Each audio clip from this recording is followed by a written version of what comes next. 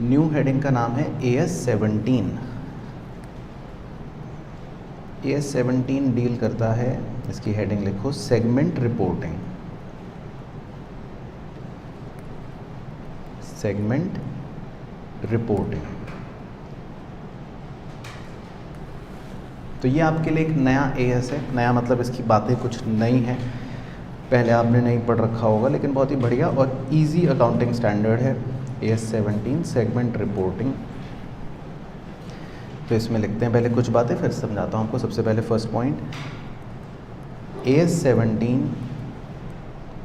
Is mandatory for non SMCs, bracket में लिखना, other entities are encouraged, other entities are encouraged to comply AS17।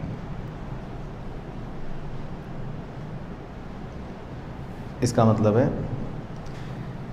कि भाई AS17 जो है वो मैंडेटरी है किन के लिए?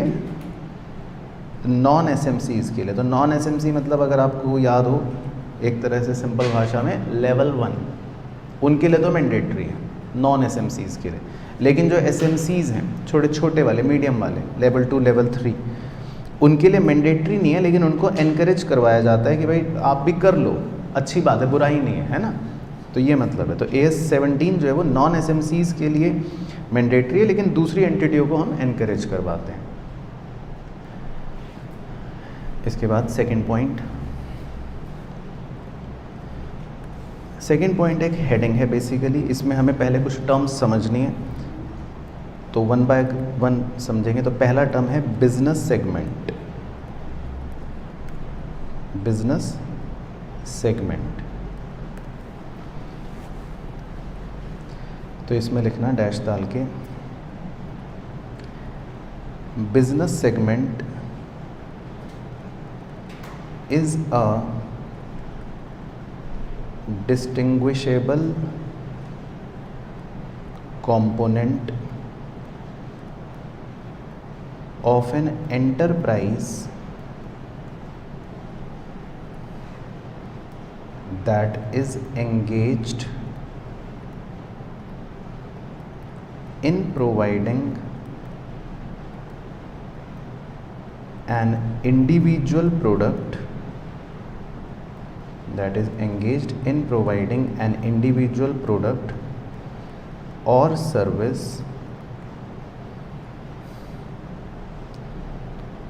full stop. Factors that should be considered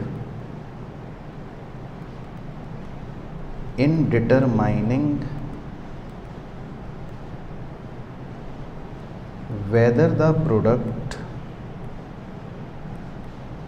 or service, whether the product or service is related or not are के आगे डैश डालना, A nature of product oblique service, B nature of production process, C type of customers, D methods used to distribute the products और service, और E भी लिख लो, nature of regulatory environment, bracket में like banking, comma insurance etcetera, banking, comma insurance etcetera. चलो तो देखो जी, पहले एएस का नाम पढ़ो। एएस का नाम क्या है?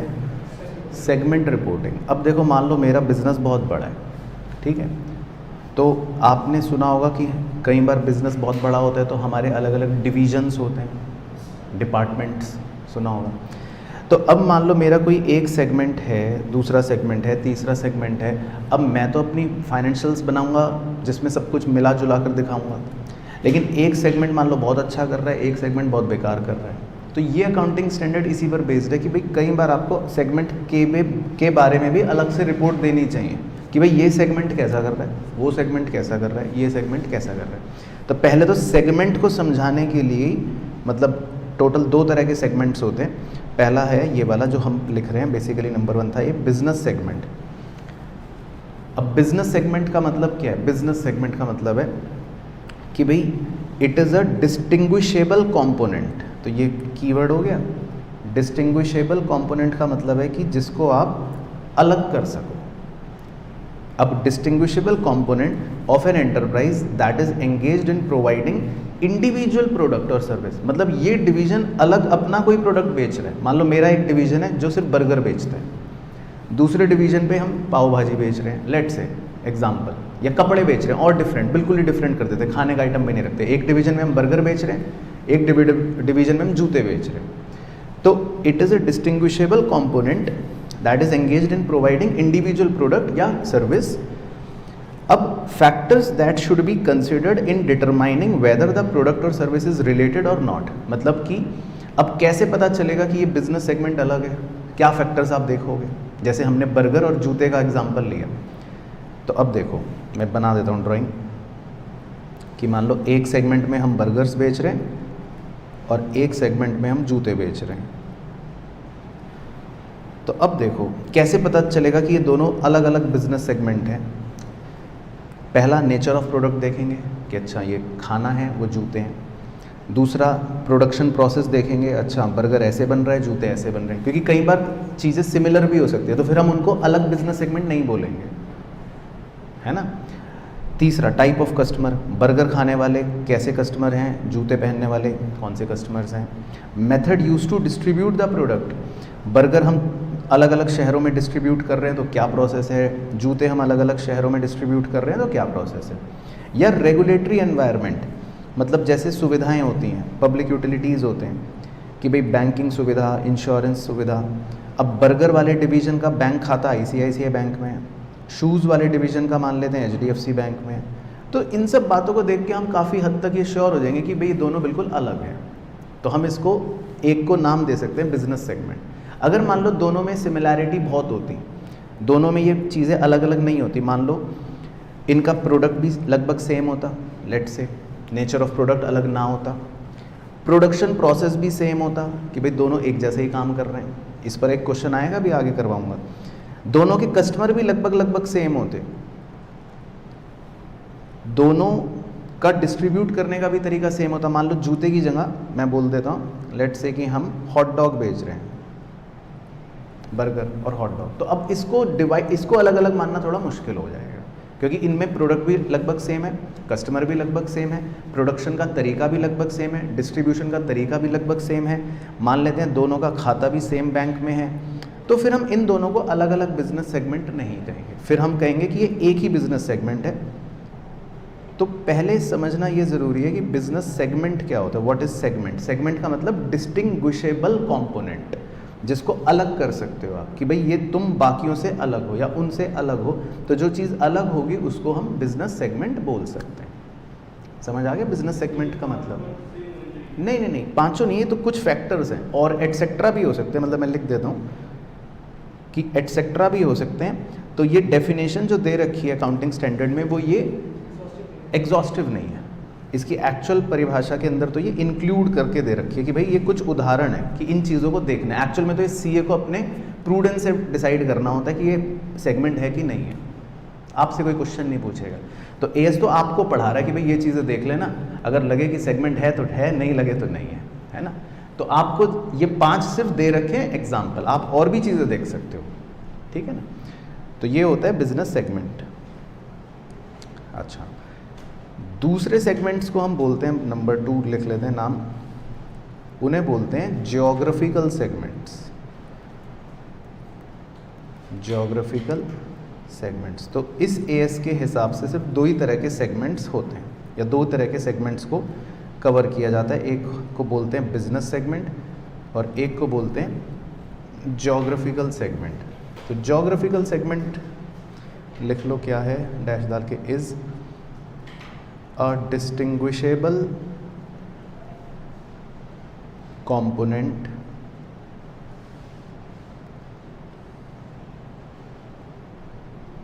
ऑफ एन एंटरप्राइज, मतलब ऊपर वाली सेम स्टोरी लिखनी है, that is engaged in providing products और services within a particular economic environment, within a particular economic environment, full stop. Factors that should be considered in identifying geographical segments include, dash डाल लेना, इसमें भी कुछ उदाहरण हैं। ए, similarity of economic and political conditions,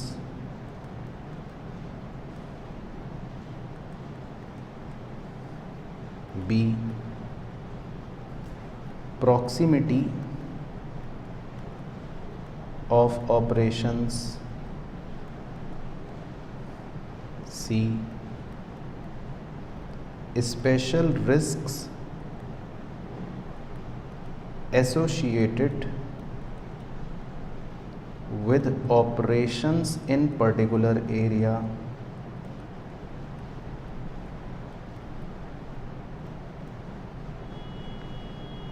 और D,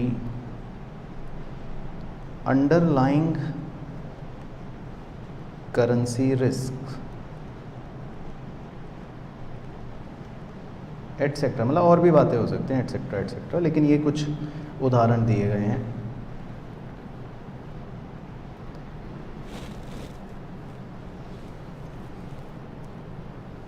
तो ये आप लिख लो पहले।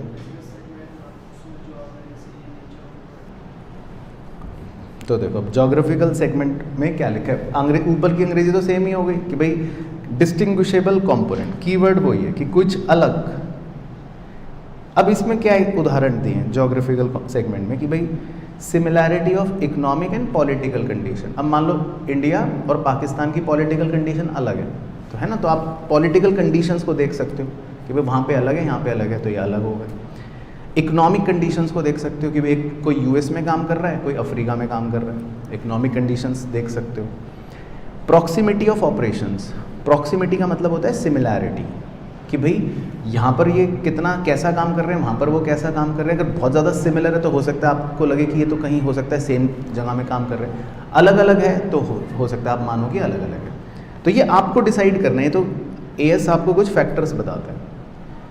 Special risk associated with operation in particular area. अब आप अफगानिस्तान में काम कर रहे हो तो वहाँ पे कुछ अलग तरह का रिस्क हो सकता है, आप चाइना में काम कर रहे हो तो वहाँ कुछ अलग तरह का रिस्क हो सकता है। तो हर जगह का अपना एक रिस्क एसोसिएट हो सकता है, उसको देखो कि भाई वहाँ अलग रिस्क है, यहाँ अलग रिस्क है। अब जैसे इसमें बहुत से एग्जांपल्स होते हैं ना, मैकडोनल्ड इंडिया के अंदर वो बीफ बर्गर नहीं बेच रहा, अब उसको पता है कि यहाँ पर रिस्क है, यूएस में वो बेच रहा है, उनका हाईएस्ट प्रोडक्ट है वो, क्योंकि वहाँ पर रिस्क कुछ और है। अंडरलाइंग करेंसी रिस्क, अब करेंसी रिस्क आप पहचान सकते हो कि यार इस देश में करेंसी फ्लक्चुएशन ज़्यादा है, यूरो में करूँगा तो अलग होगा, डॉलर में करूँगा तो अलग अलग होगा। तो ये कुछ ऐसे फैक्टर्स हैं जो आपको ये बता सकते हैं कि ये जोग्राफिकल सेगमेंट हो सकते हैं, कि ये सेगमेंट अलग जोग्राफिकल सेगमेंट है, वो सेगमेंट अलग जोग्राफिकल सेगमेंट है। और भी पॉइंट्स आप देख सकते हो। सेगमेंट, हाँ, जिसका सेगमेंट होगा। हाँ, तो मान लो मेरे इसका सिंपल मतलब ये है कि मान लो मेरे 2 सेगमेंट्स हैं, एक इंडिया में एक यूएस में। अब मैं तो मेन हेड ऑफिस हूँ या तो मैं मेन बिजनेस है, तो अगर ये आइडेंटिफाई हो गया कि मेरा इंडिया का सेगमेंट अलग है, यूएस का सेगमेंट अलग है, तो मुझे फिर सेगमेंट रिपोर्टिंग ये कहता है कि इसकी फिर अलग रिपोर्टिंग बनाओ, उसकी अलग रिपोर्टिंग। और अगर मान लो ये प्रूफ नहीं हो, मुझे लगे तो एक ही सेगमेंट है बस, तो फिर अलग अलग नहीं बनाएंगे, ये मतलब है। तो सेगमेंट्स को ना 2 तरह से डिवाइड करा गया है AS 17 के मुताबिक। एक को नाम दिया गया है बिजनेस सेगमेंट, एक को नाम दिया गया है जोग्राफिकल सेगमेंट। तो बिजनेस सेगमेंट का मतलब तो हो गया कि भाई आप बर्गर और जूते बेच रहे हो, तो हो सकता है दोनों सेम शहर में ही बेचो, वो तो जोग्राफिकल नहीं होगा फिर। और जोग्राफिकल सेगमेंट का मतलब है कि दोनों जगह बर्गर बेच रहे हो, मैकडोनल्ड दोनों जगह बर्गर बेच रही है, लेकिन एक इंडिया में बेच रही है, एक यूएस में बेच रही है।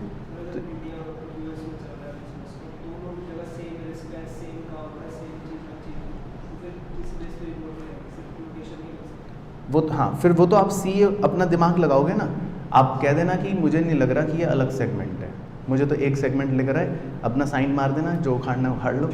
आप तो CA ने साइन कर दिया बस, फिर और क्या है ना। ये तो आपका डिसीजन, ये तो CA को सोचना है कि सेगमेंट लग रहा है कि नहीं लग रहा। हालांकि अभी आगे ना क्वांटिफाइबल रूल्स आएंगे, तब आप खुद समझ जाओगे। अभी इसकी कुछ लिमिट्स आती हैं कि कब हम रिपोर्टेबल सेगमेंट बोलेंगे और कब नहीं बोलेंगे। तो अभी तक तो ये तो थ्योरेटिकल पॉइंट है, लेकिन 2 तरह के सेगमेंट क्लियर हो गए। एक को बोलते हैं बिजनेस सेगमेंट और दूसरे को हम बोलते हैं geographical segment.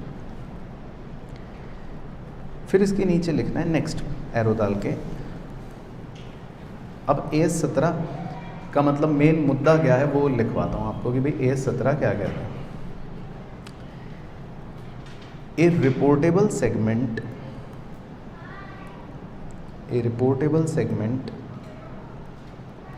is a business segment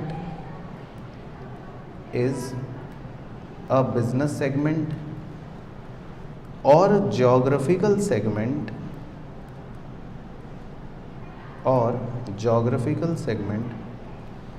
identified on the basis of definitions as per AS 17। तो ये लाइन आप समझना ध्यान से, ये इंपॉर्टेंट है, as per AS 17।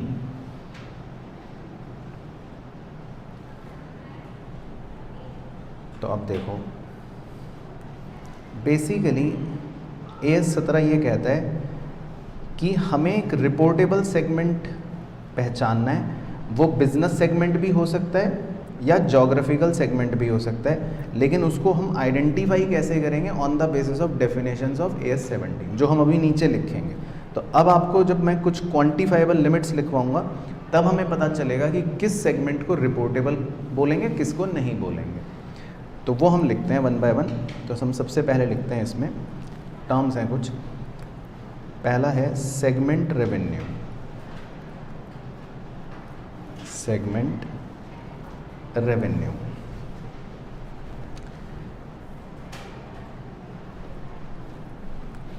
तो इसमें आप डैश डाल के लिख लो,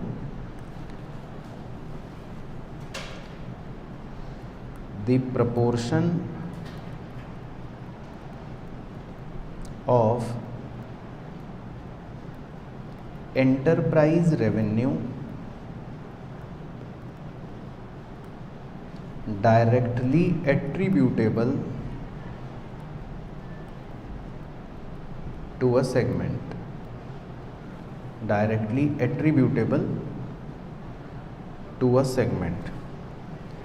Second point,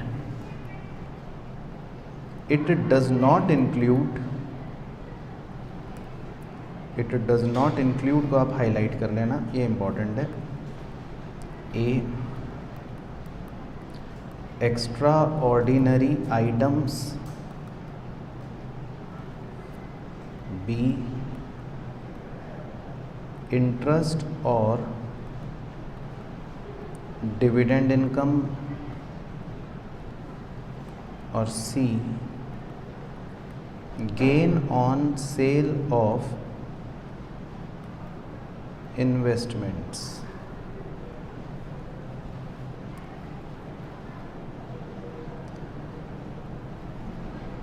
तो सेगमेंट रेवेन्यू का क्या मतलब है? बहुत ही सिंपल है। सेगमेंट रेवेन्यू का मतलब है कि भाई एंटरप्राइज का मतलब होता है पूरा बिजनेस। तो एंटरप्राइज के पूरे रेवेन्यू में जो हम डायरेक्टली एट्रीब्यूट कर सकें एक सेगमेंट को, क्योंकि मान लो मेरा पूरा बिजनेस था और मैं डायरेक्टली बता सकता हूँ कि बर्गर बेचकर मेरे को 1 करोड़ का रेवेन्यू हुआ, तो ये बिजनेस का मतलब बर्गर वाले बिजनेस का रेवेन्यू है 1 करोड़। तो ये लिखा है कि the proportion of enterprise revenue directly attributable to a segment. लेकिन सेगमेंट रेवेन्यू में हम 3 चीज़ें नहीं लेते जनरली। कोई भी एक्स्ट्राऑर्डिनरी आइटम नहीं लेना, कोई भी इंटरेस्ट या डिविडेंड इनकम नहीं लेनी, और कोई भी इन्वेस्टमेंट को बेचकर या एसेट को बेचकर जो मतलब आपका मुनाफा हो रहा है वो नहीं लेना, क्योंकि ये रोज़मर्रा की चीज़ें आपकी नहीं है। तो मतलब यहाँ पे पॉइंट ये कि डे टू डे नेचर का जो रेवेन्यू है, रेगुलर बेसिस वाला, वो लेना है, इररेगुलर वाली बातों को नहीं लेना है। इसी तरह second point, segment expense. Segment expense, तो सेगमेंट एक्सपेंस भी वही बिल्कुल सेम कहानी लिख लो। पहला एरो कि expense resulting from the operating activities of a segment, expense resulting from the operating activities of a segment. Second point, portion of enterprise expense that can be allocated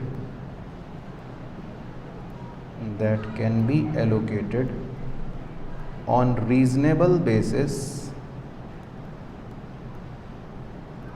to the segment। और तीसरा point, it does not include, ये important है, it does not include मतलब segment के खर्चों में क्या नहीं लेना, बताओ क्या नहीं लेना? एक्स्ट्राऑर्डिनरी आइटम्स वो नहीं लेने, और क्या नहीं लेना? इंटरेस्ट एक्सपेंस, जो आपने इंटरेस्ट पे करा, देख लो ब्रैकेट में, दैट इज इंटरेस्ट पे, वो नहीं लेना। डिविडेंड पे हो नहीं सकता क्योंकि सेगमेंट अकेला तो डिविडेंड क्या ही पे करेगा। और तीसरा क्या नहीं लेना? Loss on sale of investments नहीं लेने। और क्या नहीं लेना इसमें? एक और डी, इनकम टैक्स एक्सपेंस नहीं लेना, वो तो भैया मालिक पे करेगा।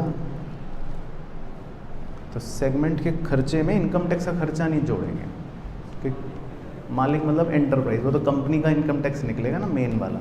ये तो नहीं ओ बर्गर तेरा इनकम टैक्स इतना है, जूते तेरा इनकम टैक्स इतना है, ऐसे तो नहीं होगा, वो तो पूरे ग्रुप का निकलेगा। तो इनकम टैक्स कभी भी एक सेगमेंट का खर्चा नहीं होगा। तब भी कंपनी तो इनकम टैक्स एक साथ निकालते ना। तुम पढ़ रहे हो इनकम टैक्स सीए इंटर में कि नहीं पढ़ रहे हैं?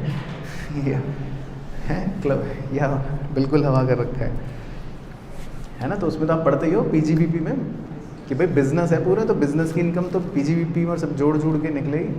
ये थोड़ी ना भाई जूते का अलग, बर्गर का इनकम टैक्स अलग निकल रहा है और उसका अलग निकल रहा है।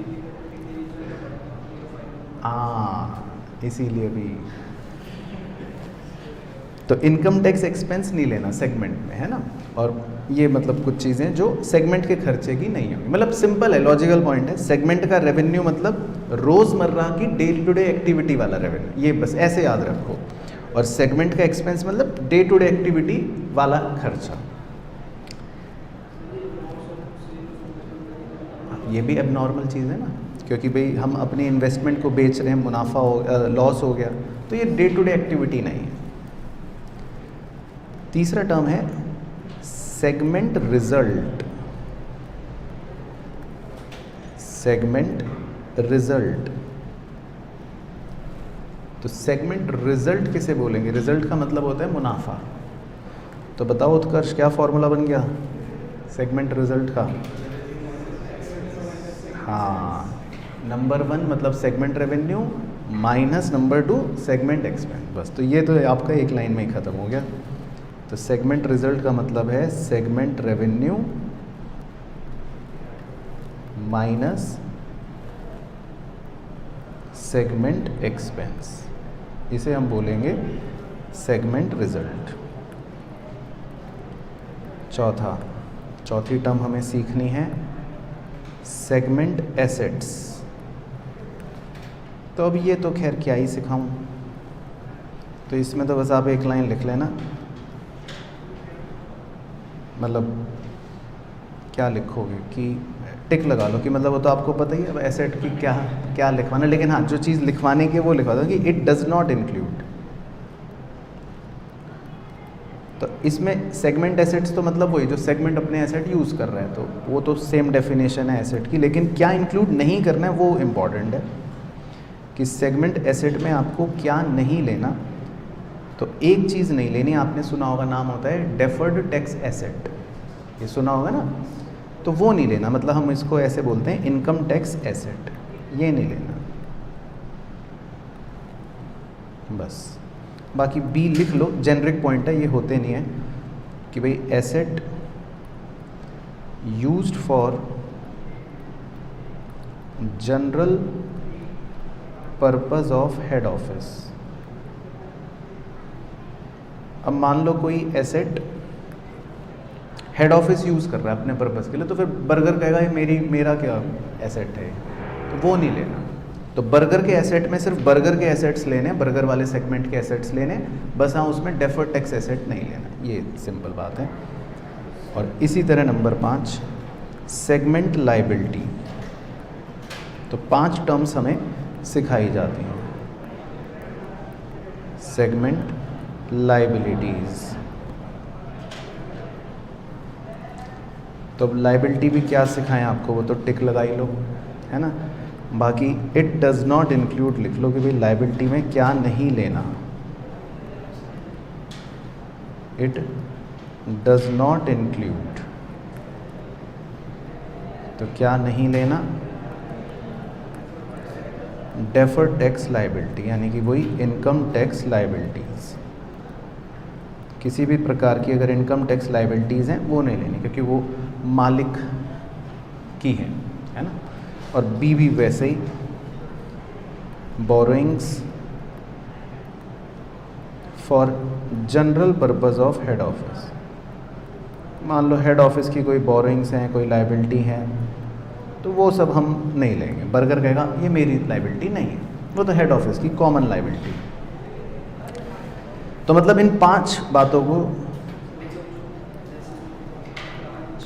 ब्रांच, हाँ वो नहीं लेंगे। तो हेड ऑफिस के पास जो अपना एसेट है, हेड ऑफिस की जो अपनी लायबिलिटी है, वो किसी पर्टिकुलर सेगमेंट को हम अलॉट नहीं कर सकते। हाँ, लेकिन जो पर्टिकुलर सेगमेंट की अपनी एसेट है वो उसका अपना एसेट है, जो उसकी अपनी लायबिलिटी है वो उसकी अपनी लायबिलिटी है। तो पहले आप 5 टर्म बिल्कुल माइंड में इनको ऐसे गोले की तरह बनाओ, क्योंकि आगे फिर इन्हीं से लिमिट्स सीखने को मिलेगा। सेगमेंट रेवेन्यू है ना, सेगमेंट एक्सपेंस, इनको माइनस करके आपका प्रॉफिट आ गया, जिसको बोलते हैं सेगमेंट रिजल्ट। तो अल्टीमेटली रेवेन्यू और एक्सपेंस तो चले गए, बच गया रिजल्ट। तीसरा हो गया एसेट, और चौथा हो मतलब नेक्स्ट हो गया लायबिलिटी। तो मतलब आपको 3 चीज़ें मेनली पता होनी चाहिए, सेगमेंट का प्रॉफिट, सेगमेंट के एसेट और सेगमेंट की लायबिलिटी। अब इनका क्या यूज़ है ना, तो वो हम लिखते हैं नीचे। अब एक नेक्स्ट एरो डाल के कि टर्म्स सीख तो ली हमने, अब इनका हमारा यूज़ क्या है। तो इसमें आप लिखना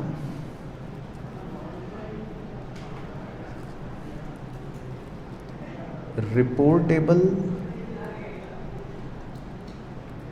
सेगमेंट्स ब्रैकेट में क्वांटिटेटिव लिमिट्स।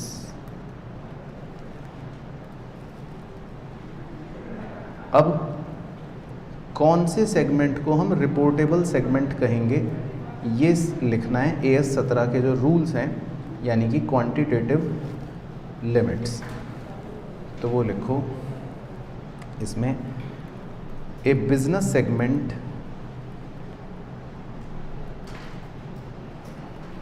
और ज्योग्राफिकल सेगमेंट, ए बिजनेस सेगमेंट और geographical segment should be identified as a reportable segment, as a reportable segment if dash डाल के लिखना है। ए पहली कंडीशन है, its revenue from sales to external customers and internal transfers, ये एक तरफ लिख लेना, greater equal to 10% of total revenue of all segments।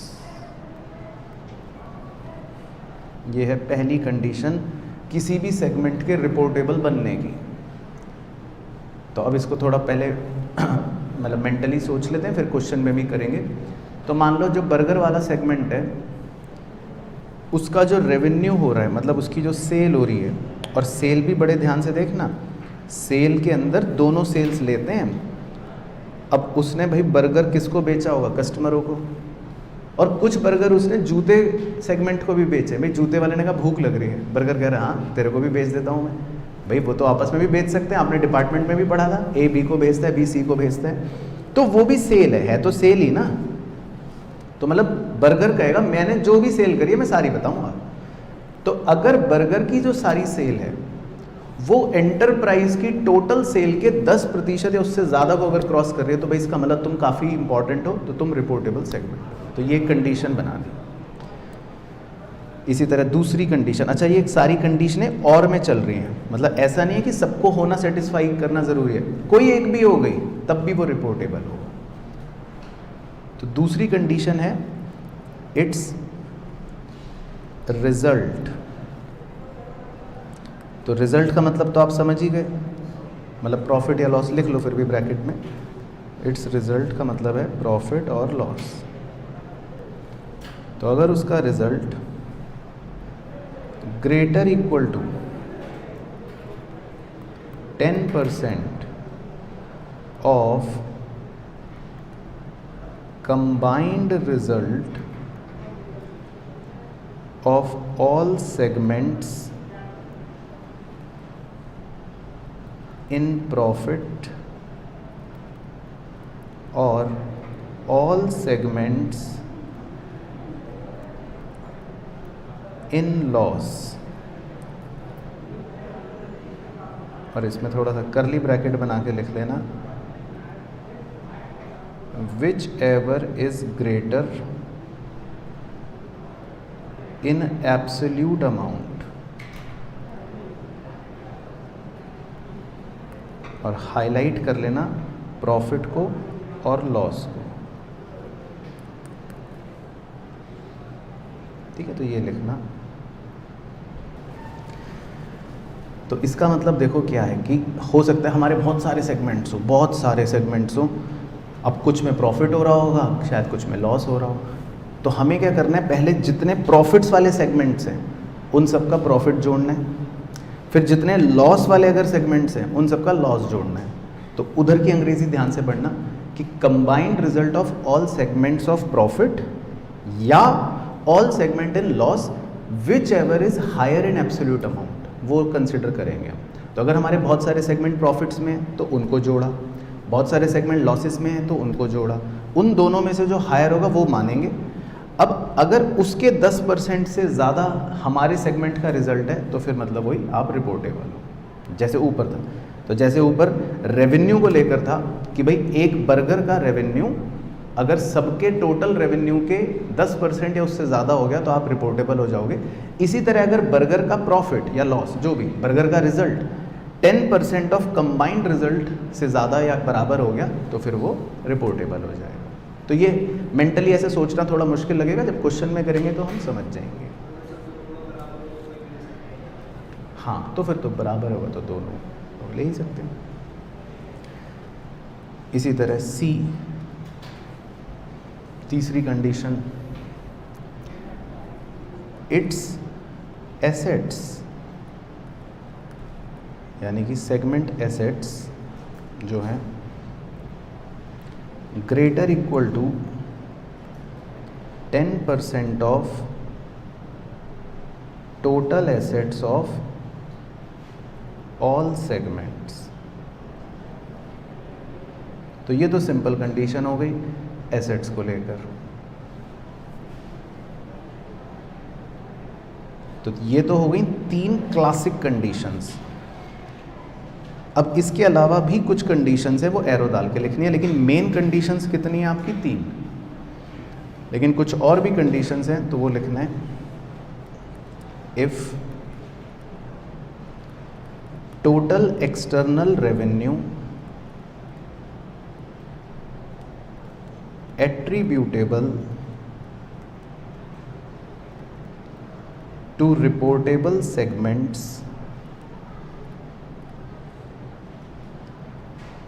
constitutes less than 75% of the total enterprise revenue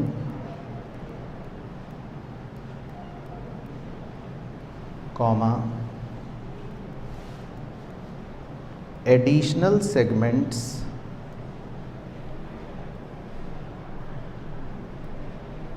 should be identified as reportable segments, should be identified as reportable segments।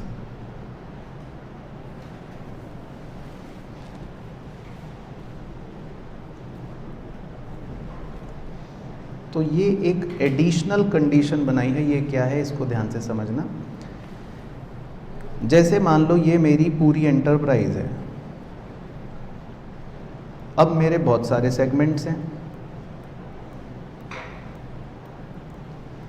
इन बहुत सारे सेगमेंटों में से जब मैंने ऊपर की कंडीशनें चेक करी, किसी का रिजल्ट चेक करा, किसी का एसेट चेक करा, किसी का रेवेन्यू चेक करा, तो इन सेगमेंटों में से मेरे कुछ ऐसे होंगे जिनको मैं कहूँगा रिपोर्टिंग सेगमेंट, है ना। मान लेते हैं उनको मैं आर नाम दे देता हूँ कि ये सेगमेंट कौन से सेगमेंट्स हैं, रिपोर्टिंग सेगमेंट। रिपोर्टिंग सेगमेंट समझ गए आप किसको बोलते हैं, जो ऊपर 3 कंडीशनों में से कोई भी सेटिस्फाई कर रहे होंगे। अब लेकिन मज़ेदार बात देखो कि क्या हुई कि मेरी जो भी टोटल एक्सटर्नल रेवेन्यू है, एक्सटर्नल रेवेन्यू मतलब आपस में एक दूसरे को बेच के जो कमाए वो वाला नहीं, बाहर कस्टमरों को, तो पूरे एंटरप्राइज का मान लो टोटल एक्सटर्नल रेवेन्यू है 100 रुपये। ऐसी सिंप्लिसिटी के लिए बोल रहा हूँ आपको समझाने के लिए, ठीक है। जिनमें जब मैंने रिपोर्टिंग सेगमेंटों का चेक करा कि भाई चलो सारे रिपोर्टिंग वालों का चेक करता हूँ कि इनका कितना है, तो जब मैंने सारे रिपोर्टिंग वालों का चेक करा कि 100 में से इनका कितना है, तो मान लो इनका है सबका मिला के 70। अब ऊपर की इंग्लिश को ध्यान से पढ़ना। If total external revenue attributable to reportable segments constitutes less than 75% of the total enterprise revenue, तो अब ये माना जाएगा कि जो एडिशनल सेगमेंट से बच गए ना, ये वाले जिनको मैं लाल कलर कर रहा हूँ या मतलब लाल एरो में निकाल रहा हूँ, तो इन्हें भी अब क्या माना जाएगा, पढ़ो आगे अंग्रेजी के, the additional segment should be identified as reportable segment. तो इनको भी रिपोर्टेबल मान लेंगे, क्योंकि इसका मतलब बचे हुए 30% की सेल ये डिनोट कर रहे हैं, तो इसका मतलब ये भी कम नहीं है, ये भी छोटे नहीं है, इसका मतलब ये कितनी सेल डिनोट कर रहे हैं 30% की, तो इनको छोटा समझना गलत होगा, तो इनको भी रिपोर्टेबल माना जाएगा। तो ये कंडीशन ऐसे काम कर रही है, समझ गए बात? तो ये लिखा है इसमें, तो ये भी बेसिकली रिपोर्टिंग बन जाएंगे, इवन दो इनकी चाहे 10% वाली वो थ्रेशोल्ड ना मैच कर रही हो तब भी। तो ये कंडीशन, एडिशनल कंडीशन इस तरह से काम करती है।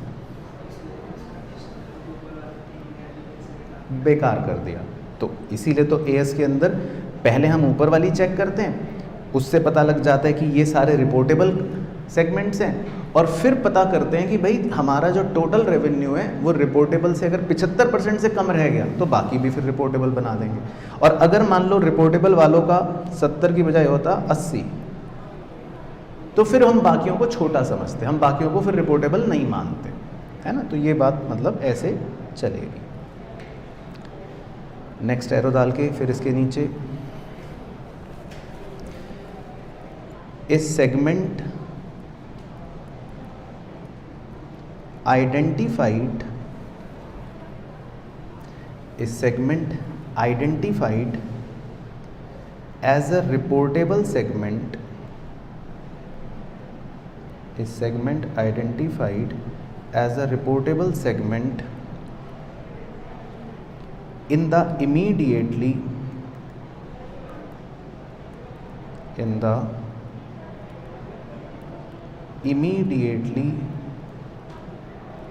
preceding period because it satisfied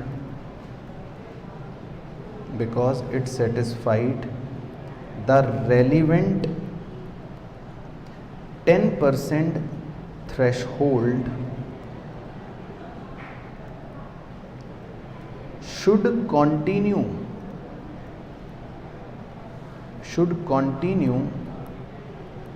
to be reportable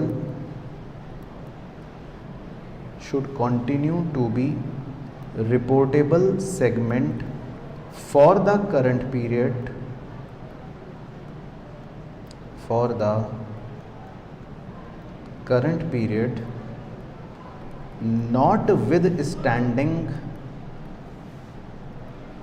notwithstanding that its revenue, result and assets are no longer meet the 10% limits.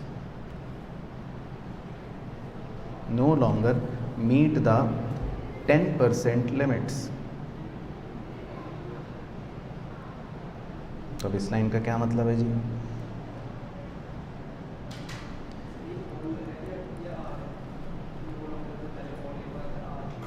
हाँ, all assets, its revenue, result and assets are no longer meet the 10% limits. बस पढ़ लेता हूँ दोबारा sentence. It satisfied the relevant 10% threshold should continue to be reportable segment for the current period, notwithstanding that its revenue, result and assets are no longer meet the 10% limit. तो अब देखो ये क्या कह रहा है। मान लो आप प्रीवियस ईयर में एक रिपोर्टेबल सेगमेंट बन गए। अब जब कंपनी के फाइनेंशियल्स बनते हैं तो कंपैरेबिलिटी के लिए करंट ईयर और प्रीवियस ईयर दोनों की कहानियाँ दिखाई जाती हैं। तो अगर आप प्रीवियस ईयर में रिपोर्टेबल सेगमेंट बन गए ना, तो अब तो करंट ईयर में चाहे लिमिट्स हो ना हो कुछ नहीं, चाहे 0 रुपये का रेवेन्यू हो, वो कह रहा है कोई एसेट की लिमिट नहीं, कोई रेवेन्यू की लिमिट नहीं, ये सब नहीं भी अगर है तब भी आपको इस साल बाय डिफ़ॉल्ट रिपोर्टेबल सेगमेंट माना ही जाएगा, ताकि कंपेरेबिलिटी करी जा सके। ये कहना चाह रहा है कि मतलब अगर आप प्रीवियस ईयर में रिपोर्टेबल थे तो करंट ईयर में तो आपको बाय डिफ़ॉल्ट रिपोर्टेबल माना ही जाएगा। समझ गए? चाहे आपकी इस साल लिमिट्स ना भी हो रही हो, अगले साल भले ही आप हट जाओ, लेकिन कंपेयर करने के लिए अगर आप प्रीवियस ईयर में रिपोर्टेबल थे तो करंट ईयर में आपको रिपोर्टेबल रखा जाएगा, क्योंकि हमें कंपेरेबिलिटी बनानी होती है।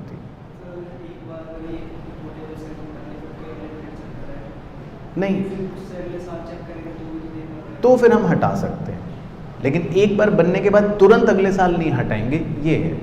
तो मान लो वो प्रीवियस ईयर में बना और हम सोचे चल अब अगले में हटा देते हैं, तो नहीं चेक करेंगे।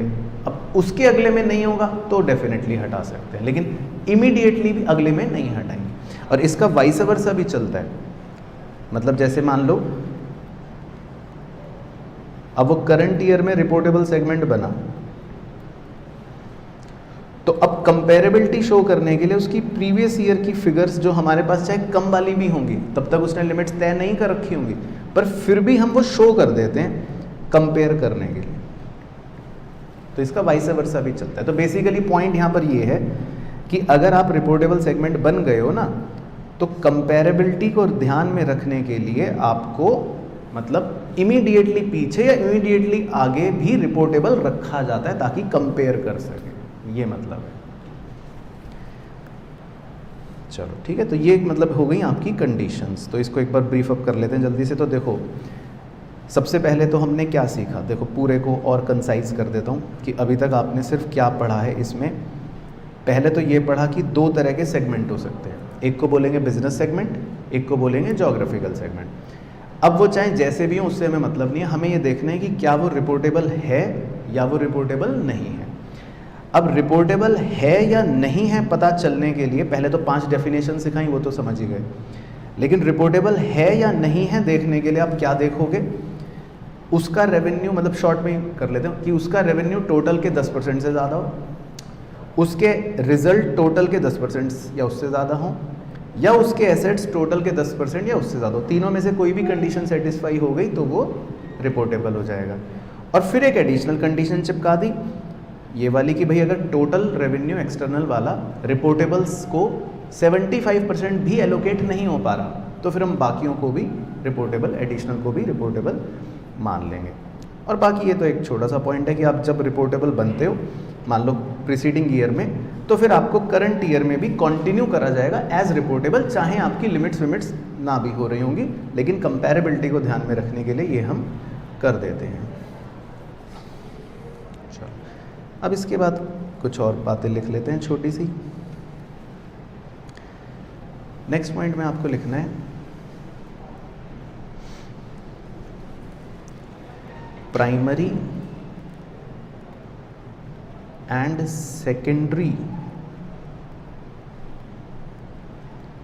Reporting formats. तो हालांकि ये हम क्वेश्चन में ज़्यादा कवर करेंगे, लेकिन फिर भी एक इसका बेसिक आप लिख लो हेडिंग डाल के, primary and secondary reporting formats.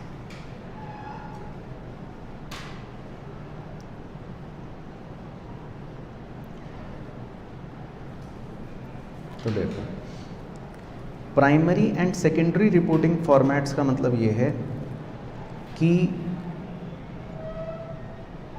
अगर मेरे सेगमेंट्स जो हैं उसमें बिजनेस सेगमेंट्स को मैं प्राइमरी समझूंगा, तो उस केस में मैं अपने ज्योग्राफिकल सेगमेंट्स को क्या समझूंगा, सेकेंडरी। और उनकी रिपोर्टिंग जो होगी वो सेकेंडरी फॉर्मेट पे चलेगी, ये मतलब है। अभी हम इसको क्वेश्चन में कवर भी करवाएंगे। तो अगर मेरे बिजनेस सेगमेंट्स को मैं प्राइमरी फॉर्मेट में रिपोर्ट करूंगा, देखो हेडिंग का नाम है primary and secondary reporting format. भाई अभी तो आप ये पढ़ रहे हो कि ये रिपोर्टिंग सेगमेंट है, अब उस सेगमेंट का रिपोर्ट क्या करोगे। भाई रिपोर्टिंग सेगमेंट की क्या बात बताओगे कि इसने 10 रुपए की स्टेशनरी खरीदी, ये बताओगे, क्या बताओगे। तो इनका फॉर्मेट होता है। तो अगर वो प्राइमरी फॉर्मेट होगा तो फिर वो अलग फॉर्मेट होगा। प्राइमरी फॉर्मेट में आपको बहुत सारी चीज़ें बतानी पड़ेंगी, और सेकेंडरी फॉर्मेट होगा तो उसमें मतलब 2-4 छुटमुंजी चीज़ें बतानी पड़ेंगी। तो या तो किसी एंटरप्राइज में ऐसा हो सकता है कि उसका बिजनेस सेगमेंट प्राइमरी फॉर्मेट में हो और ज्योग्राफिकल सेगमेंट सेकेंडरी फॉर्मेट में हो, या और दूसरा भी लिख सकते हो, कॉम्बिनेशन 2 ही हो सकते हैं। या किसी बिजनेस का, पहले ज्योग्राफिकल लिख लेते हैं, ज्योग्राफिकल सेगमेंट प्राइमरी फॉर्मेट में हो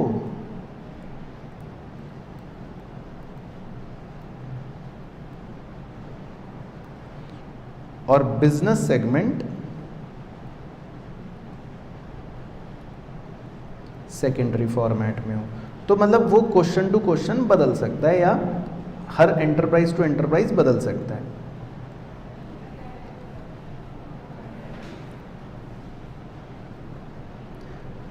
तो पहले ही बात समझ आ गई। तो अब हम छोटा सा डेमो बना लेते हैं ताकि मतलब अपनी एक अंडरस्टैंडिंग हो जाए कि भाई अगर प्राइमरी रिपोर्ट है तो कैसा फॉर्मेट, सेकेंडरी होगा तो कैसा फॉर्मेट, या क्या बातें कवर करेंगे। तो वो हम नीचे लिख लेते हैं। तो पहले हम प्राइमरी फॉर्मेट हेडिंग डाल लेते हैं कि भाई अगर हमारा सेगमेंट एक प्राइमरी फॉर्मेट के तहत रिपोर्टिंग करेगा तो क्या क्या चीज़ें हम बताएंगे। तो प्राइमरी फॉर्मेट में आपको लिखो डैश डाल के कि for each segment disclose, for each segment disclose मतलब हर सेगमेंट के लिए आपको क्या डिस्क्लोज करना है। तो डैश डाल के लिखते हैं जी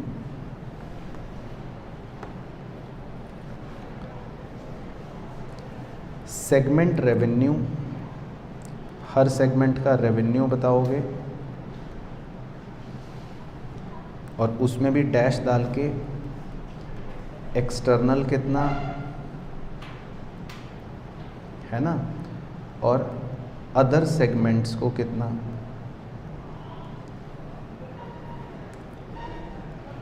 इसके अलावा सेगमेंट रिजल्ट बताओगे। इसके अलावा carrying amount of segment assets बताओगे। इसके अलावा कैरिंग अमाउंट ऑफ या टोटल अमाउंट लिख लो, total amount of segment liabilities बताओगे।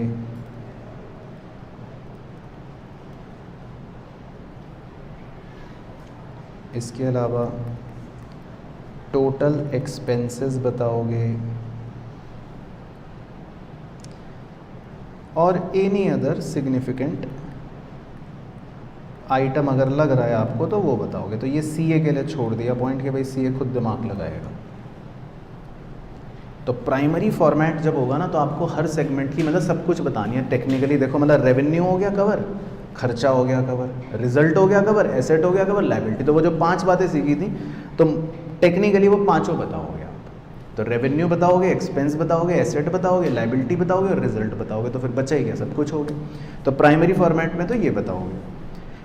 और अगर सेकेंडरी फॉर्मेट होगा कि भाई ठीक है ये तो हमारा सेकेंडरी फॉर्मेट पे चल रहा है सेगमेंट,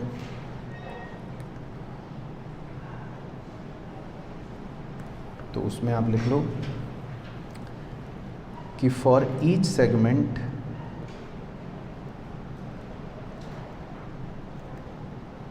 डिस्क्लोज, फिर डैश डाल देना। हर सेगमेंट के लिए आप क्या बताओगे।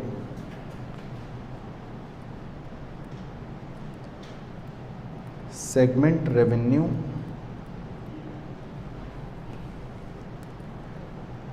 डैश डाल के बेस्ड ऑन ज्योग्राफी। दूसरा carrying amount of segment assets dash डाल के based on geography.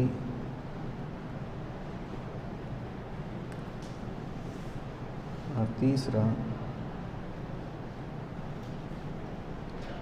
Cost incurred during the period to acquire segment assets.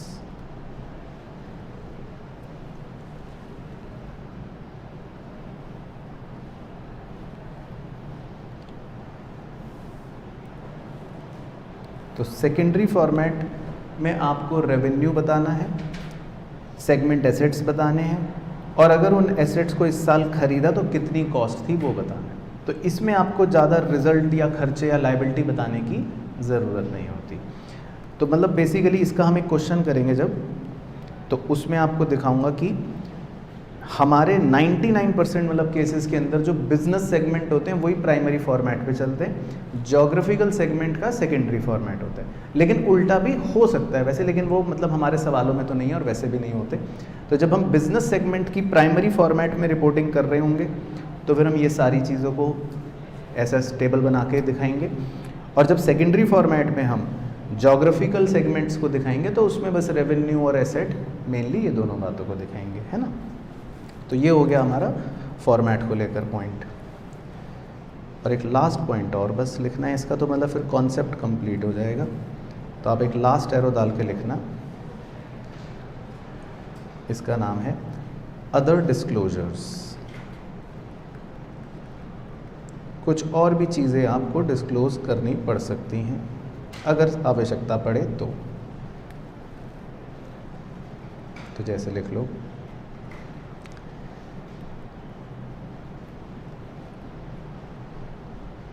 Change in accounting policy bracket में इफ एनी। दूसरा, pricing of inter segment transfers on what basis, pricing of inter segment transfer on what basis. तीसरा, any change in point 2 above, any change in point 2 above। और चौथा, any other significant information,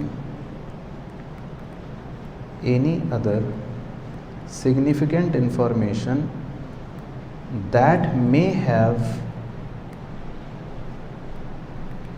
significant impact। तो ये CA के लिए छोड़ दिया point दिमाग लगाने के लिए कि भाई any other significant information that may have significant impact. आपको अगर खुद भी कभी लगे सेगमेंट रिपोर्टिंग करते समय ये बात भी बतानी जरूरी है तो फिर बता देना, ये कहना चाह रहा है, ठीक है ना। तो मतलब ये इसके कॉन्सेप्ट थे। तो एक बार इसको मैं बस क्लोज अप कर देता हूँ ब्रीफली कि इस पूरे एएस में कॉन्सेप्चुअल कहानी क्या है वो दो चीज़ों पे चलेगी। जब हम सवाल देखेंगे तो आपको समझ आ जाएगा। एक तो हमें फॉर्मेट बनाना होगा, लेकिन फॉर्मेट भी तब बनाएंगे कि उससे पहले ये पहचानना होगा कि ये सेगमेंट रिपोर्टिंग है कि नहीं, और बस वो पहचानेंगे हम कैसे, इन तीन मेन कंडीशन से। बस पूरा एएस जो है मेनली देखा जाए तो इन पर बेस्ड है।